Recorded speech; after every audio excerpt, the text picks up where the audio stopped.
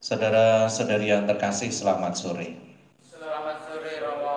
Suatu saat di sebuah pojok jalan ada seorang gadis kecil, anak kecil, seorang pemulung yang mencari botol-botol bekas. Tetapi yang luar biasa, dia melakukan itu sambil menggendong adiknya yang cacat. Dan kelihatan bahwa adiknya itu lebih besar daripada mbaknya itu, sehingga kelihatan berat.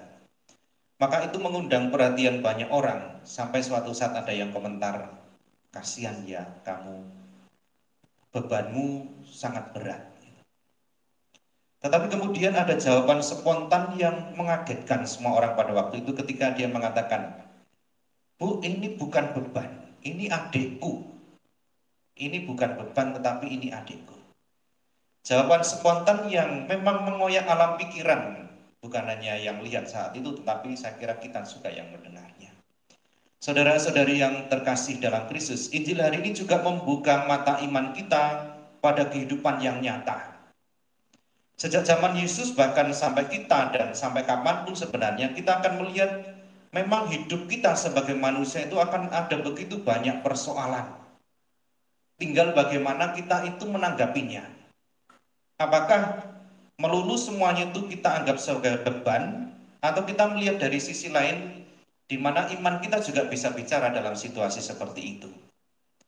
Berkaitan dengan persoalan-persoalan hidup yang harus dialami oleh manusia, bahkan Yesus sendiri mengatakan, khusus bagi kita, terutama sebagai orang Kristiani, bahkan diutus seperti seekor domba di tengah serigala itu.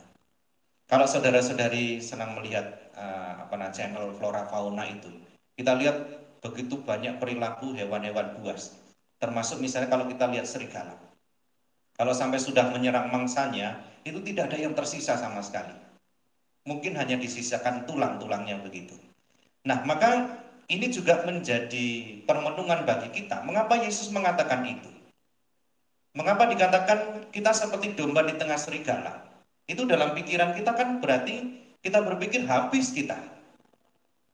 Tetapi di satu sisi Yesus mau menekankan supaya kita juga merenungkan hidup Kristiani itu tidak bisa dilepaskan dari yang namanya persembahan dan kurban. Persembahan dan kurban. Untuk sesuatu yang lebih mulia, untuk sesuatu yang lebih penting, persembahan dan kurban kita itu tidak pernah sia-sia. Sama seperti yang dilakukan seorang kakak kepada adiknya tadi. Dia mengatakan ini bukan beban, ini adikku. Saudara-saudari yang terkasih, Yesus juga mengajak kita bukan hanya soal berkorban yang cuma-cuma, tetapi kita juga diajak untuk waspada, untuk cerdik, untuk tulus. Jadi tidak sembarangan. Bahkan tadi Yesus juga mengatakan kalau ada penderitaan itu sebagai konsekuensi, bukan sia-sia. Maka bahkan ketika kita dianiaya di satu tempat, kita boleh lari ke tempat lain. Saya kira situasi sekarang ini juga bisa kita renungkan dari sudut pandang itu, dengan konteks yang dikatakan Yesus, diajarkan Yesus hari ini.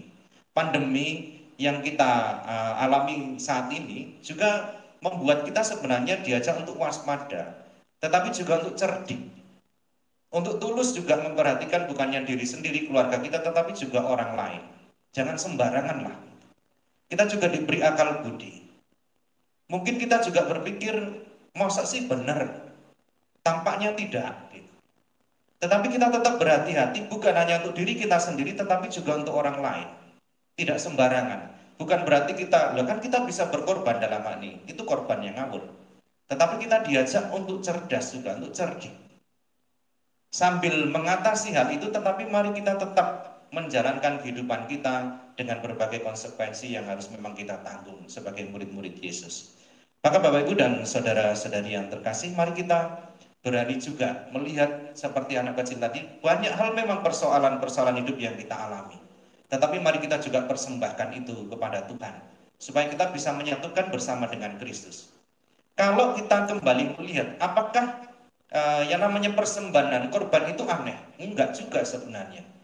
Karena pola hidup orang Kristiani itu juga merujuk kepada yang dilakukan Yesus sendiri. Dia mencurahkan hidupnya sehabis-habisnya untuk menebus dosa-dosa kita, umat manusia. Bukan setengah korbannya, tetapi penuh. Maka mari kita juga menyiapkan diri kita, menyediakan diri kita, supaya juga seringkali dipakai oleh Tuhan Yesus untuk mewartakan kabar baik, mewartakan keselamatan dan sukacita kepada setiap orang yang kita jumpai setiap hari. Kemuliaan kepada Bapa dan Putra dan Roh Kudus, seperti pada permulaan, sekarang, selalu, dan sepanjang segala abad. Amin.